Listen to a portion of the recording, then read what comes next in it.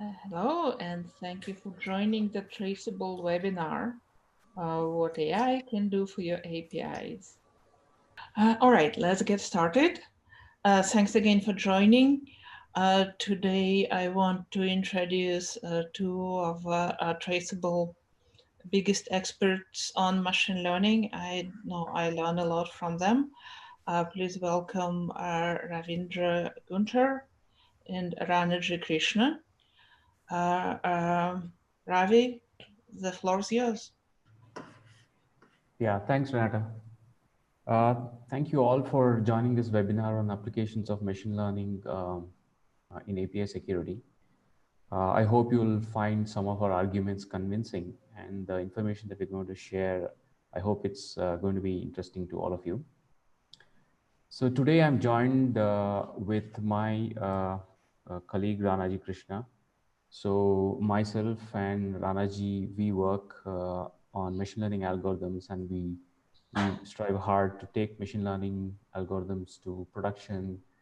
We look at practical approaches to solve some API security issues using machine learning. So what I'll do today is the presentation is actually split into two parts. In the first part, I'll be talking about how some of the challenges, what are some of the challenges for machine learning in API security. And I'll briefly cover two use cases involving user behavior and risk. And then I'll hand it off to Ranaji, who's going to walk us through API metric anomalies. So before we get into API security and machine learning, maybe we should just take a step back and see what are the challenges we're going to face when we apply machine learning to this field of API security. For that, we could actually start with the supervised learning approaches. So in a typical supervised approach, what we would do is we would either build rules. So you could look at regular expressions as a supervised approach. Or you could build a model using a machine learning algorithm. But the key is the data that drives these machine learning algorithms, or the data that governs how we build these rules, comes from observing successful attacks. So only when you see successful attacks, we come to know how these attacks take place. We understand the data, and then we go ahead and build models. So then once we have these models, we go and deploy these models in order to prevent the same attack from occurring. So that's the key. The key is the same attack or slight variations to the attack as generalized with the model can be detected by supervised learning approaches. But the catch is this kind of an approach works when we have similar environments. So what I mean by similar environments is, so imagine you have 100,000 machines running a particular version of an operating system. And there is a particular attack which takes place on one of the versions of the operating systems. We found the attack, we found the attack patterns, we created the rules, or we trained the model, and we deploy the model. So once you deploy the model, you are guaranteed to protect the remaining, let's say 100,000 machines from, uh, you can protect the remaining 100,000 machines from the same attack, because now you have a model which generalizes across the environment. It works because all the remaining machines are running the same version of the operating system. But when we look at API driven applications, we see a completely different pattern. The attacks expose a very different attack surface, because of which most of the vulnerabilities are business logic abuses. Now, to a stateless detection system, these attacks look like genuine API calls. But in reality, business logic abuse is a combination of API calls. The way you call the APIs, the way you transfer data between APIs, that's what results in the abuse of the API ecosystem. And stateless systems cannot catch these kinds of attacks. Now, the other aspect which you see in case of API-driven applications is we don't have this similar environment which we easily had in the case of in the example which I gave. So let's take an example here as well. Imagine you have two e-commerce sites, and you know that all e-commerce sites support a shopping cart, right? So given these two sites, If you visit these two sites, you would probably experience the same business logic. You are going to add an item to the cart, you're going to check it out, then you're going to make a payment, and then the transaction is done. But what is the difference between these two sites is the way the APIs are wired together. So each site would implement a different set of APIs. They have a different API spec. The logic is split across different APIs in a very different fashion. So what that means is even if you do detect an attack in one of these sites, it's going to be very hard for you to detect the same on the second site because the environments are different. The third aspect is getting supervised data is virtually going to be very hard in the case of API security because these environments are varying. Now, coming back to where the state of the art is, we all agree that, at least I feel that attacks are very difficult to craft. It's not that attackers can just craft an attack and they can get into any system. And the defenses definitely are difficult to build.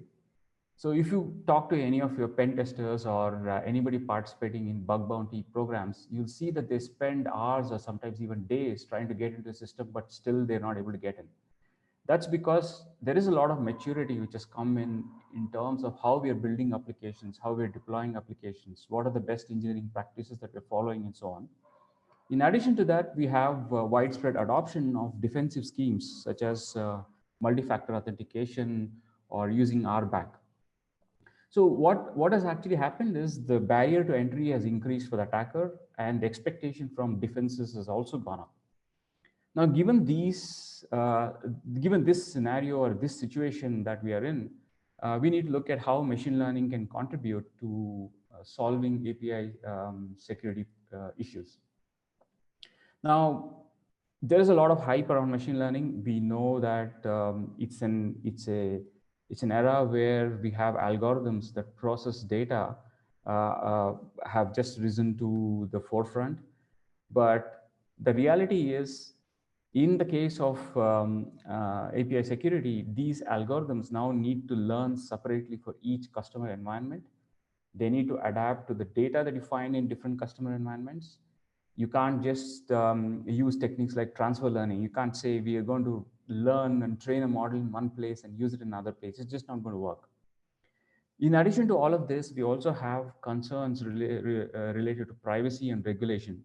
So a lot of cases, you will see that the regulations are so stringent that the machine learning algorithms which are data hungry don't get quality data.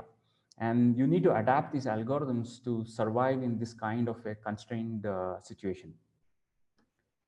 Now, given this brief background to what we see as the challenges to machine learning, let's look at what the attack surface looks like.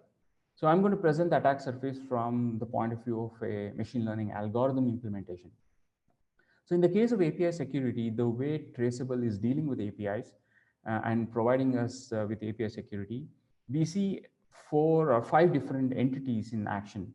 So at one end of the spectrum, you have users. These are the ones who trigger actions with APIs.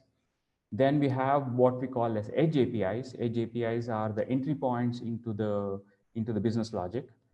Um, within within the boundaries of the edge API, right behind them, you have what we call as internal APIs. So internal APIs could cascade into large number of APIs, which eventually takes us to resources.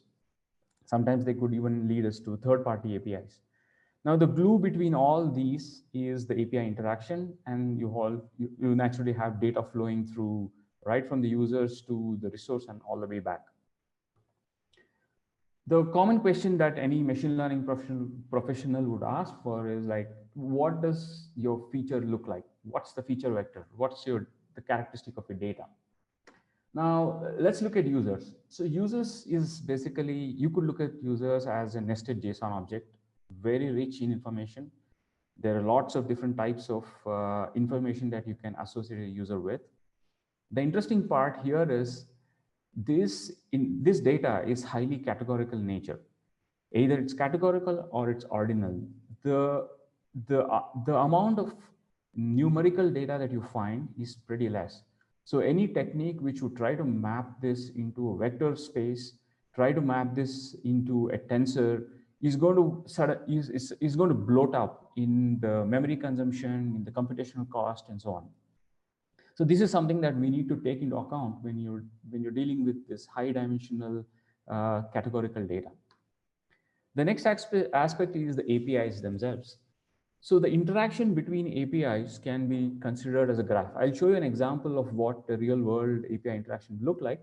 But for this slide, you could look at the API interaction as a graph. Each of the green nodes you're seeing there is an API, and then you have edges connecting those APIs. And the APIs are connected because there is data flowing between one API and the other. Now, on the edge itself, we have the API definition. You have the path of the API, the query parameters, the request header, the response body, the request body, and so on. So this again is a very rich source of information, and it's a rich source of rich source for feature extraction. Now, when you go deeper into the API, you have the actual logic. It's basically code. And the code itself is another dimension of information for us to consider. And at the end, you have the resource. You can simplify the resource to be some kind of a database which has information very specific to each of the users. So it's not API specific, but it could be user specific. So that's the key difference that you would see in this. So given this landscape of data that we have, now we need to see how we can utilize this information to power various features in your API security product. So before we look at the two use cases, let's look at some of the challenges and how we can address these issues. So APIs and environments vary from customer to customer. So which means supervised learning has very limited role to play in this scenario. Attacks don't look the same in all environments because it depends on how the APIs are wired. So what we propose is, in fact, this is what we do. We focus extensively on unsupervised and self-supervised flavors of machine learning. Now, information itself is hidden within the API definition and the API interaction. So this interaction looks like really large graphs with very dense link level metadata. So naturally, if you're dealing with graphs, you have to deal with scale. And in security applications, we have the additional constraint of detecting a vulnerability within a very small time deadline. And graphs are notorious for being computationally intensive. So we need to come up with very smart algorithms that look at graphs differently. We cannot fixate ourselves on theoretical aspect of graphs. So we'll have to break down some very nice graph formulations into sometimes hacky solutions. Sometimes we come up with our own approaches to simplify how we can use graphs. And finally, we have this complex matrix of users, APIs, data, and resources.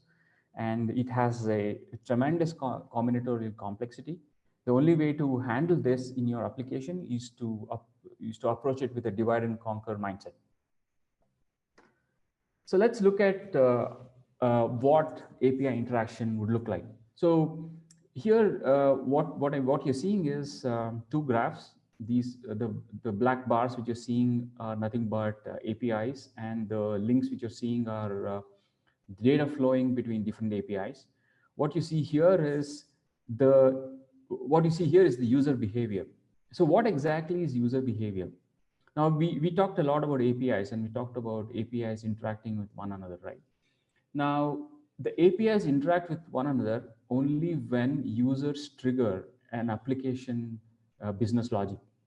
So only when you ask the APIs for certain data, you give them certain data and ask for a data, that's when the whole API interaction is made visible. For the user looking at it, it's all transparent. But when the machine looks at this API interaction, this is what the machine sees. It sees a very complex graph. So you'll see a lot of patterns in this graph. You'll see the presence of Kurt vertices.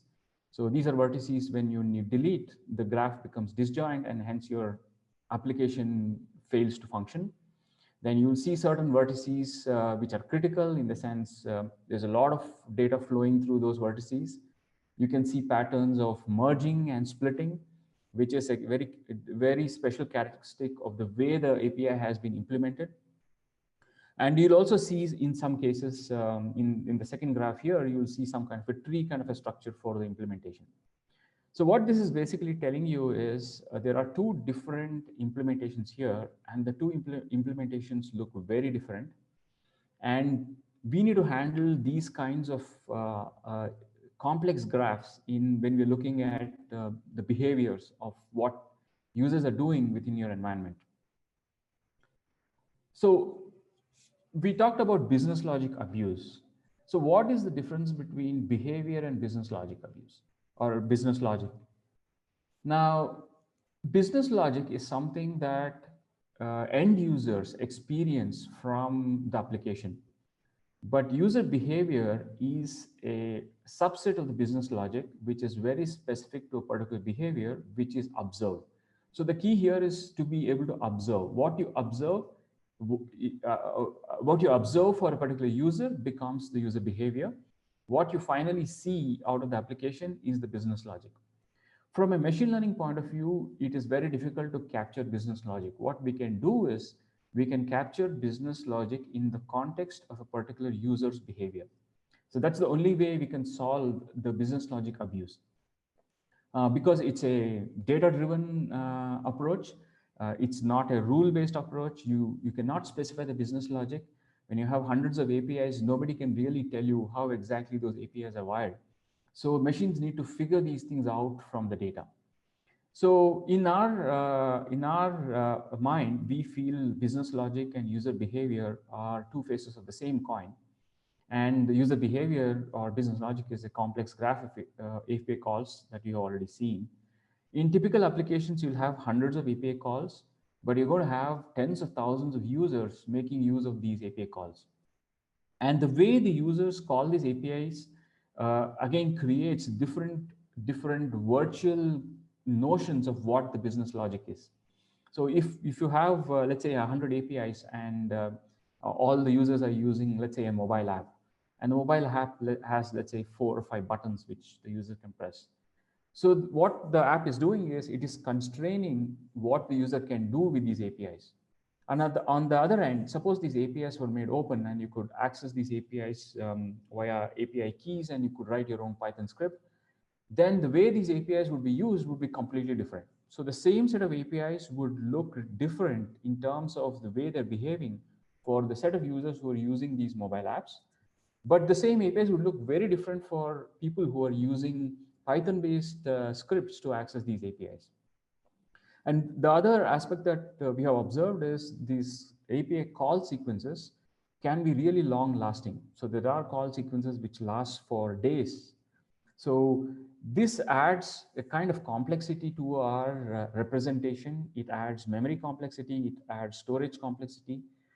So we need to address all of this when we are looking at user behavior and abuses to user behavior, which eventually leads us to business logic abuse.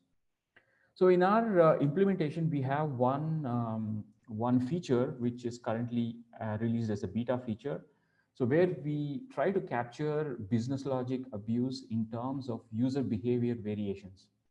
And it's all completely driven by the usage of these graphs. So the way we have built it is we take traces and then we go through a graph representation. The graph representation is not a very standard representation where you have nodes and vertices and you have structures for nodes, structures for vertices, and so on. We have a very simple representation which is more like embeddings, so which makes our graph processing much faster. Once we have this graph representation, then we apply a bunch of algorithms on it. We use graph similarity algorithms, we use clustering algorithms, and we also use partitioning algorithms.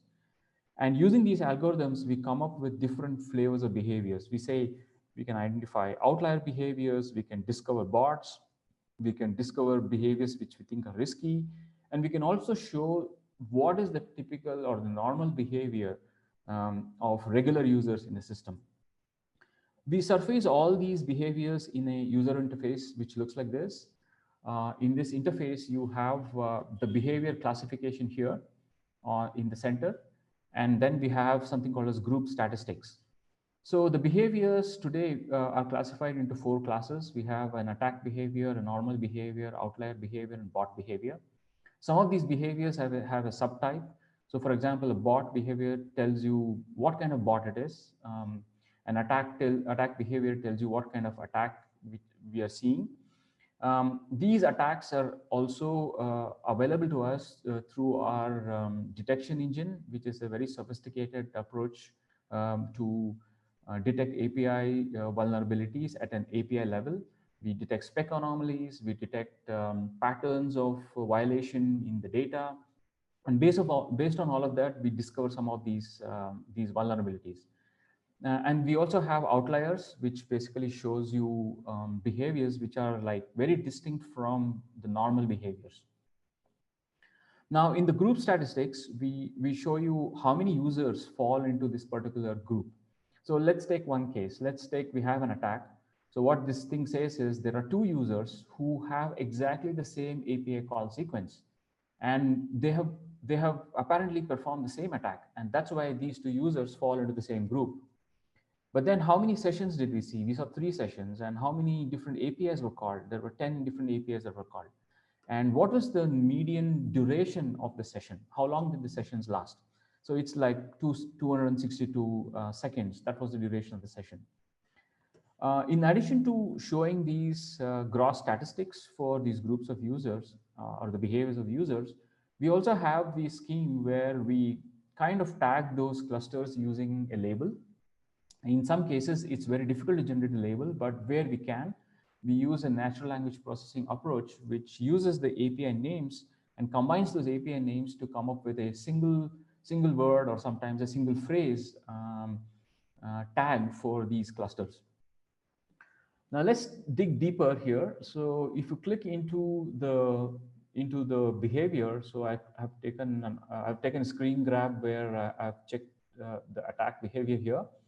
So when I click on the attack behavior, you will see exactly what the attack looks like. So you will see the calls, the APIs that were called by all the users in this group. You will see the API that was actually attacked. And we also know what APIs preceded the attacked API. So we know how the attacker got in here, what the attacker did before the attacker eventually came to this API to attack. We also have other information such as a histogram. We can see, so if you look at this graph, we have eliminated loops. We don't know how many times each of these APIs were called. Though sometimes what happens is these APIs are called repeated in a loop. It's very cumbersome to show you all of that in this visual. So what we do is we break that up and show you in the form of a histogram. So we know now how many times. So we see here, this particular API was called 4 times. And out of the 4 times, at least one time, there was an attempted attack here. And the attack was an authorization bypass, or it's a BOLA as per OWASP API top 10. Now, dig deeper, we'll know who were the attackers. So in this case, there were two, the fact that you're seeing email IDs means these are authenticated users. So there are 2 users who performed the same attack. Now, there are cases where that happens. Some of the cases that we have seen is we have automatons running in different locations, and the automatons are attempting the same attack sequence. When that happens, the behavior is the same, and then these 2 users get grouped into the same behavior group. We can also perform actionable things on this. Like, for example, you could say, block and watch this entire group of users. We don't have this feature today in our product. We are yet to build it. That's why I've just graded it out. But rest of it, you can actually see the rest of it as in our as the beta feature in our product. So going deeper, one of the requirements is to understand how the attacker behavior is different from the normal behavior. So in the previous slide, we saw where the attack took place, what was the API called before the attack, and so on. But it is also of interest to see how it is different from the regular behavior of users. So we talked about graphs, right? So it's very difficult for human analysts to compare these graphs. So we have algorithmic implementations which will process these graphs and give you the exact graph which is the closest normal behavior to this attack behavior. We can also point out areas where the graphs match. And what I've done here is I've shown you a perimeter around this particular API. So the reason why I've shown you this perimeter is you could basically use these graphs to decide what APIs need protection or what APIs need extra protection. You could also decide what APIs need to be escalated to your product dev teams for them to take a closer look so that they can plug this path from leading from this API onto this API. So it's some kind of a shift left where you tell your dev teams that we have observed this, this is how the APIs have been wired, and this is where we saw the attack. In most cases, what happens is the development teams work in isolation. So each team owns a certain set of APIs. They understand those APIs very well. They protect those APIs well with good programming practices. But when the bigger application is built, these APIs which come from two different engineering teams are put together to build your application. So they really don't know how their APIs are being used. So the other way you could use this visual is to tell them exactly how the users eventually end up using your APIs. And this is an insight into improving the complexity or reducing the complexity of your application. So if you have a lot of cut vertices, if you have a lot of nodes in the graph where you have merges and then splits, then you could actually simplify your implementations in those nodes. So it helps them bring about efficiency in the system as well. Yeah, so this is what we have in terms of user behaviors and business logic, visualizing business logic. Next, I will go into a couple of other items related to risk. We have what we call as API risk. API risk is basically a quantification for how important a particular API is in terms of the vulnerability that it could expose. So we look at various characteristics of an API. We look at what goes into the API, what goes out of the API, the inputs and the response from the API. We also look at the origin of traffic to the API. Where are the users coming in from? And we also look at activity. How many times a particular API is used by which class of users and why are they using it? We also look at whether the API is external facing, whether it's an internal API, whether the API is authenticated or not. And combining these three different dimensions of an API, we produce what we call as the risk score. Risk score can be used in multiple ways. You could basically use it to draw perimeters. Oops. You could draw perimeters around APIs which have high risk. You could actually feed in the risk score to false positive reduction engine. You could have the granular perimeter, which I just talked about. You could trigger additional detection logic on these specific APIs. Even if you have mildly suspicious behavior, you could actually escalate them. And you could also pass this information of API risk to a new approach to security called the plausibility models, which I will talk later on. So, so, so we covered user behaviors, which is the interaction between APIs. Now we looked at API itself in terms of API risk. Now we look at the other aspect, which is the user. So under users, we are building this option called the user trust. So what's the difference between trust and risk? So risk is something which you estimate, whereas trust is something that you build by observing data. So in case of users, we have this option to observe the user behaviors over extended periods of time. And because of that, based on the behavioral patterns, we're able to assign each user a trust score. Now, similar to API risk, we have multiple dimensions on which we evaluate the user. We evaluate the user on the behaviors, whether they were attacker behaviors, outlier behaviors, did they fall into a cluster where there were bots, and so on. We also look at what kind of APIs these users have been repeatedly calling. We look at the origin, where did the users come from, whether those IP addresses have poor reputation or not. Are they coming in from completely different countries? So these kinds of features are used into computing the user trust score. So once we compute the trust score, we qualify the user on three dimensions. One is the identity, the second is repeatability, and then the third one is familiarity. And based on the quantification, we feed in the outputs to are detection engines such as detection of ATO, detection of suspicious activity of some specific users, or even into a false positive, false negative detection engine. And again, the same user trust can go into our plausibility models as well. So coming to plausibility models, let's see. Yeah. So plausibility is a kind of vision that we have in terms of API security. So if you look at most of the API security approaches we have today, they are all detection based, but we are keen on getting into a preemptive threat detection approach. So in a preemptive approach, what our vision is, we should be able to figure out an evolving threat before it gets critical. Now, how do we do that? One of the ideas that we have, which we're pursuing, because we have the data, we have the intermediate steps which we've already built, is to use model-based reinforcement learning as a paradigm to create unobserved threat scenarios. If you are familiar with reinforcement learning literature, you will know that there are model-driven and model-free approaches. Model-free approaches are highly theoretical and they're not practical in real world.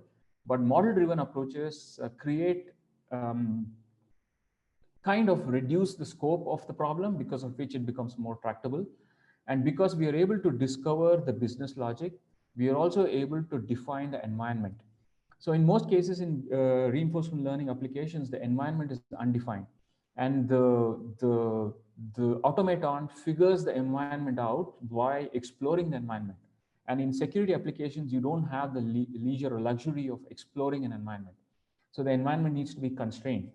And thanks to the tracing platform that we have, and thanks to the fact that we can build these user behavior models, we are able to kind of create that environment within which the automaton can figure out these unobserved scenarios. So what we're going to do is we will be combining the API risk and the user trust along with our behavior models, feed it into a reinforcement learning framework. And the output of that is going to be, imagine the reinforcement learning framework thinking about what are the possible attacks, thinking about the various paths that can lead to a particular attack. So it's kind of an imagination, a machine-driven imagination, and it's going to create these graphs which will tell you possible attack scenarios. So these scenarios are generated by the model; they are not observed. And once you see a threat actor following any of these paths, you know for sure that this is a risky behavior, and we can flag that even before it can reach the criticality. Yeah, so this is like a very quick summary of some of the work that we have been doing in terms of risk, in terms of behaviors, and in terms of plausibility. I'll be happy to answer any questions. You could post them on the channel. But right now, I'll hand it off to my colleague Ranaji, and he's going to talk to you about anomaly detection in API metrics. So let me stop sharing. Ranaji, you can take over. Thank you, Ravi. This was very insightful. And as Ravi said, there is a Q&A icon at the bottom of your screen. Please feel free to type in your questions, and at the end of the discussion, we will we'll be happy to answer.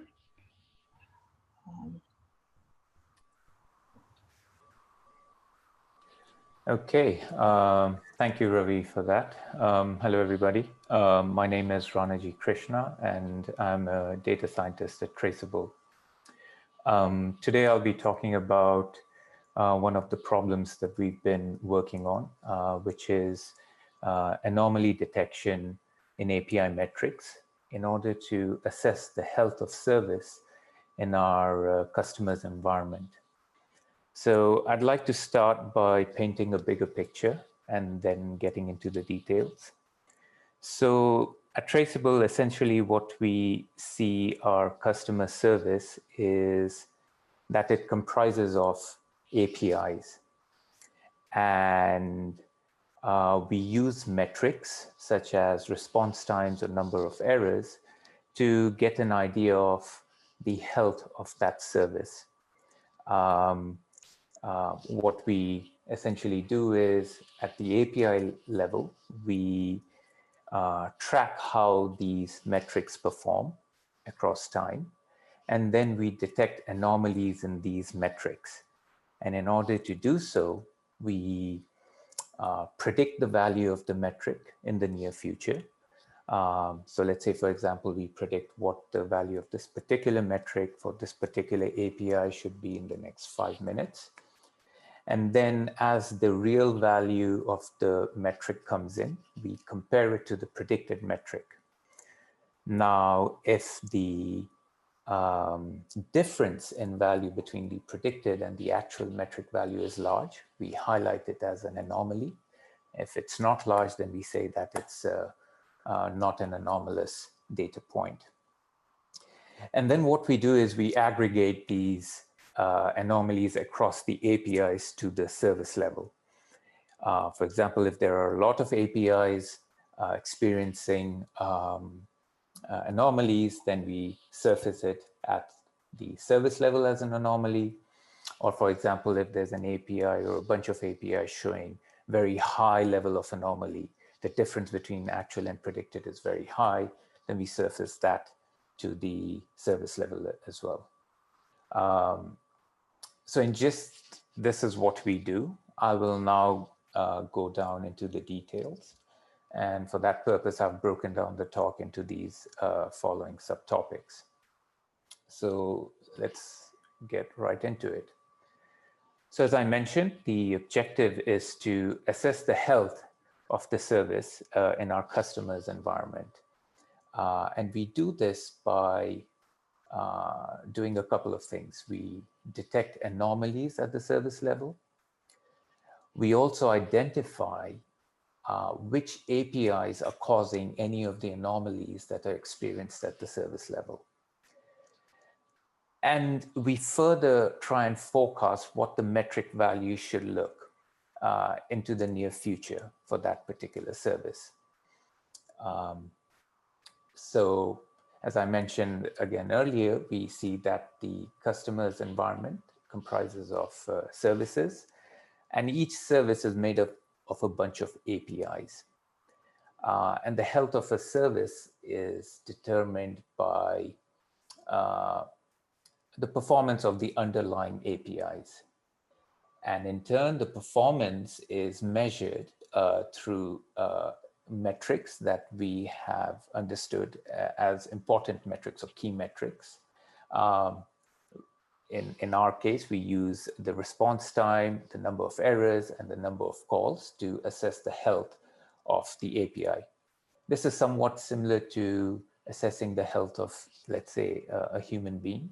We would look at, for example, the weight of the human being, his or her blood pressure, or what stress level he experiences, in order to get an understanding of how healthy this human being is. So these are the kind of metrics we look into the API world to get a sense of how the API is performing. We then aggregate these metrics across the APIs to the service level. And an aggregation could be something as simple as taking the mean across the APIs at that certain time interval. What this diagram shows is that these values at the service level for a particular metric, response time in this case, is essentially a mean of what we are experiencing at the API level across all the APIs. Anomalies are identified at the service level if a lot of APIs are experiencing anomalies within the service, or if some APIs are experiencing a very high degree of anomaly. And the reason we don't surface every anomaly at the API to the service level is simply to reduce noise. At any point in time, some API may be experiencing some form of an anomaly due to some network caching or slow traffic coming from other APIs. we don't want to service it as an anomaly at the service level. The repercussion of servicing anomalies at the service level is that it makes a call to an analyst who has to go and dig into what is happening. So we want to decrease the noisy alerts and make it more meaningful. I wanted to add some face to the problem. So this is what an analyst would see in our UI. I haven't done justice to our designers. This is something I have created. What we will see in our traceable platform is something much better than what I'm showing over here. But the idea is that you'll see anomalies identified through time for a certain metric. And by clicking on any of these anomalies, these stars show anomalies, you can drill down to which API it's coming from and then understand why that is an anomaly. So if you look further in, you'll see that, okay, this was the predicted value, this was the actual value. These are the bounds of anomaly or degrees of anomaly, and this has exceeded those bounds. So that's why it's an anomaly. So the problem actually boils down to how do we predict what the metric value should be into the future. And the more accurate our prediction is, the more accurate our understanding or highlighting of that anomaly becomes. As I mentioned, anomalies are identified by comparing realized and predicted value at a certain time, and large deviations imply higher degrees of anomaly. And for predicting the value of the metric, we use long short-term memory models or LSTM models from the deep learning framework. And I'll spend some time on why we are using LSTM models. One of the main, there are three good reasons. One of the reasons is that by using LSTM models, we can use one model to predict the metric for multiple APIs. So let's say, for example, our customer environment has 100 APIs. If we use some other technique, for example, seasonal autoregressive models or SARIMA models, we would have to build one model per API in order to predict the metric values for that API. Using LSTMs, we can actually combine multiple APIs into one model. So we could combine 10 APIs into one model, and we could reduce the number of models by tenfold. The other reason is that LSTM models have a good memory, especially they are very proficient in capturing seasonality, and seasonality plays a major role in the behavior of an API when it comes to understanding its metrics. Some APIs tend to have longer response time, for example, during certain times of the day. That does not necessarily mean that they are going through anomalies. The other vital reason for using LSTM models is that it allows us to use more than the past metric values or the historical metric values to predict what the future values would be. And on the next slide, I'll talk a bit more about this, but this is a very creative way of using LSTM models where we can actually give it more information to predict the values into future. And these variables, we term them as exogenous variables using the statistical notion of exogeneity from like linear regression or ordinary least square regressors. There are some trade-offs of using LSTM models. The benefits of higher accuracy at lower overhead costs, because we have to maintain fewer models, is that LSTM models take a longer time to train. But the argument is that because of their higher accuracy and lower overhead costs, training would not occur very frequently. And even if it does occur, it will not take up a lot of resources. And that's why we envisage that LSTM models will outperform both in terms of accuracy and system usage. So I'll now talk about the exogenous variables and how they fit into LSTM models and why it makes LSTM models very powerful for predicting API metrics. And to do that, I'll use an example of a waiter. And let's say, for example, we want to predict the waiting time of a particular waiter in a restaurant on a certain day. Let's say it's a Friday evening in the month of December, and we want to predict how long is it going to take this waiter to bring out your food after you place the order. So one way would be to look at the historical values of his waiting time.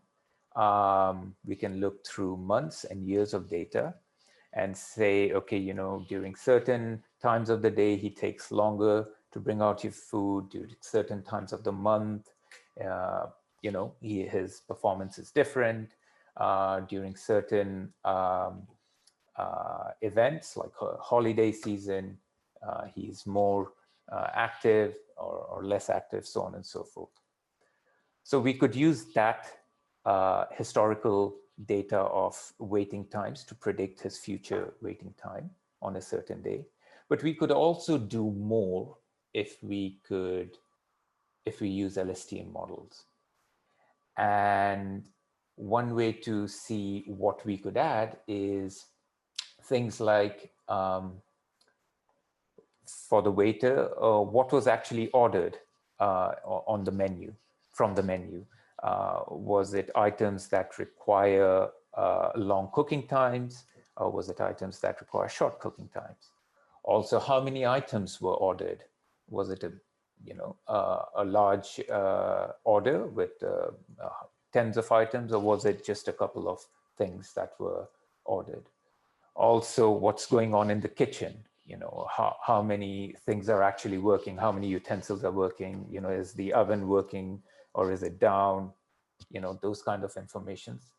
We could incorporate that to get a more holistic view of what's going on with the waiter's response time or the waiter's waiting time on the order that he collects. This approach cannot be used with things that just look at the historical data of waiting time.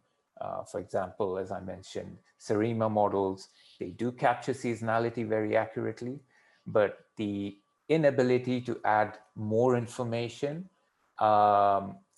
makes them not as accurate as, for example, LSTM models to predict how he will perform in the future.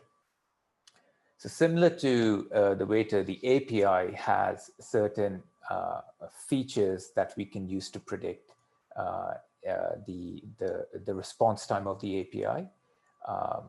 We could look at how many users are calling the API. What is the structure of the request body? Is it a very large request body or is it a very short request body? How big is the response body? You know, the amount of information that the API is bringing out, how big is that? And also, were there any errors that were experienced during servicing this API request? All these informations, together with the historical performance, historical data of the API's performance, can be combined into predicting the value of the API into the future. So I hope this kind of example adds more meaning into how and why we are using LSTM models. I'll show some production data that we have from some of our customers. Over here on the left-hand side, you see actual API response times. Interestingly, these APIs belong to the same service. And you can see that there's a lot of variability in the response time of these APIs. In order to do prediction, we actually perform some pre-processing of the data before we feed it into the API. With the response time, one thing we do is we move to a smoothened domain of the metric. So essentially, we perform smoothing of the data, and we come, as you see on the right-hand side, into a less noisy version of the data. And then we make predictions on this lower noisy domain, a less noisy domain. And you can see over here that when we predict the values across time, we see that the actual and predicted values visually, I don't even have to show you the metrics, visually they are pretty good in predicting where the metrics land up. If we had to do this using this domain or the noisy domain of data, it would be a very poor predictive performance. Once we make the prediction in the smoothened domain, we move back to the actual domain and we do some inverse transformations over there. And we retrieve the original signal, both the predicted and the actual value. And we then compare how large the deviation is, and then we make a call on whether it's anomalous or not. The degree of anomaly is not a binary thing. It's not that yes, it's anomalous or no, it's not anomalous. It shows more it adds a flair of, is it very anomalous? Is it slightly anomalous? So, if you color code it, red would show that there's severe anomaly, amber would show that there's less anomaly, and green would show that it's not anomalous at all. So this is the kind of thing that we look at our end, us at Traceable, to do our analysis. We measure out the true positive, the false positive, and we do a bunch of other sort of machine learning approaches to understanding how it's performing and tune the networks to do better. I'll now talk. Yeah. Ranaji, quick time check. Okay. We do need to leave a few minutes for questions, but if you have some closing remarks. Sure. Okay. So I'll skip hypertuning. What I will say, though, is bear in mind that we have to develop algorithms that train themselves for our customers.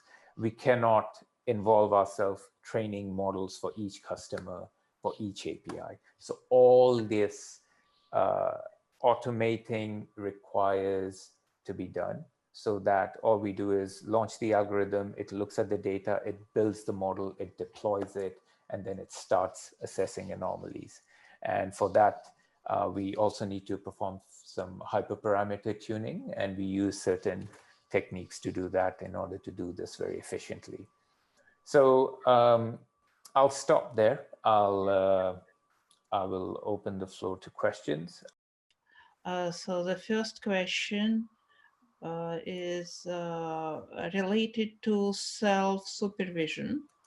Can you comment on self-supervised and how similar or dissimilar it to semi-supervised? And I know you also mentioned reinforcement learning, so maybe you can comment on the three, Ravi. Difference or similarities between the three. Yeah, sure. So self-supervised learning is like it's a new class of algorithms, which you could call as a subset of unsupervised learning. So the idea in self-supervised learning is so when you have supervised learning, what actually happens is you have your target variable and you have your input data, and the goal of the optimizer is to tune the weights such that the error between the input and the expected output is minimized. So that's the goal of the optimizer. Now, in the case of unsupervised, especially if you have closed form networks such as an autoencoder, what actually happens is you need for the optimizer to work, you definitely need an input and an expected output for which it needs to optimize. So that's the fundamental requirement if you have an optimizer. Now in self-supervised learning, what actually happens is it's pretty much like an autoencoder, but instead of the input being optimized for the input itself, as it would happen in an autoencoder, the input would be forced to optimize for certain variants of the input or certain subsections of the input. So if you look at our API data, right? So when we pass certain features into as the input, there are certain subsets of the features which we would kind of optimize for, not the entire feature set, but only for some subset of the features.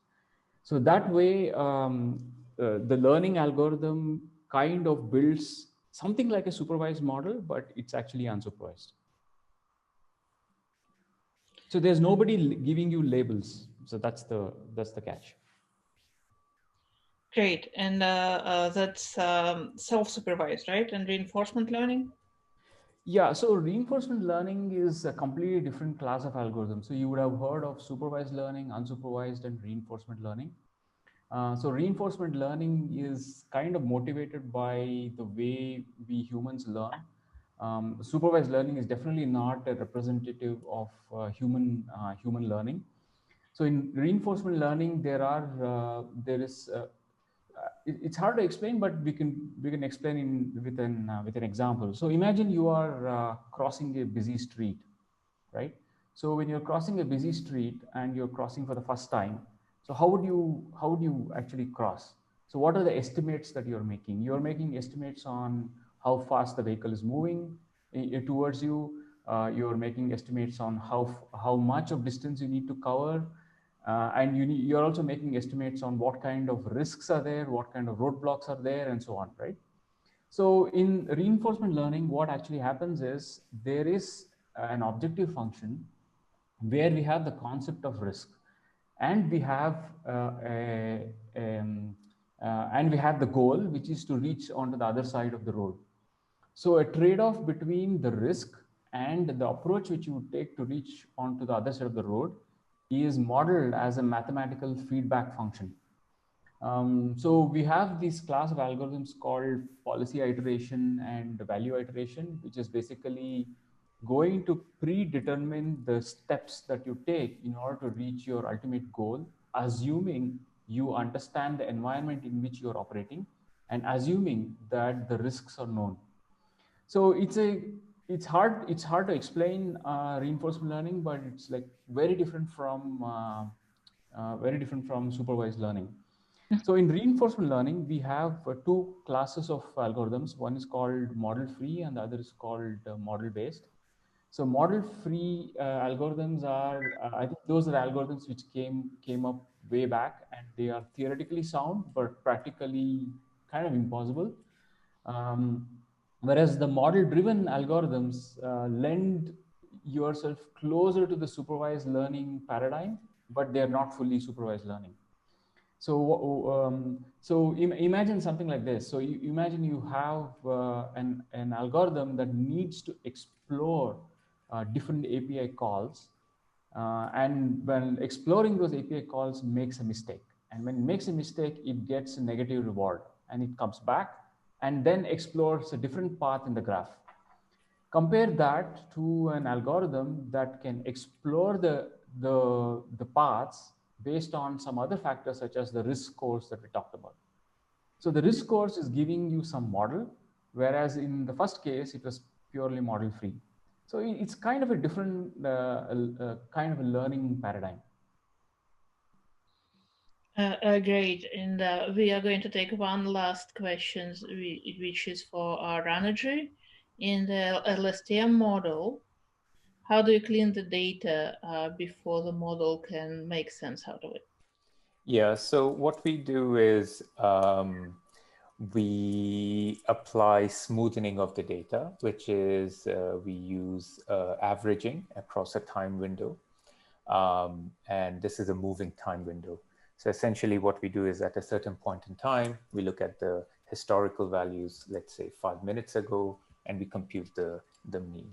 and that creates a smoothened value of the signal that we are trying to predict. On the other side, after making the prediction, we inverse transform this, and we use a certain technique to do that. And essentially that allows us to go back to the original domain. Excellent. And Ravi, one more question related to reinforcement learning.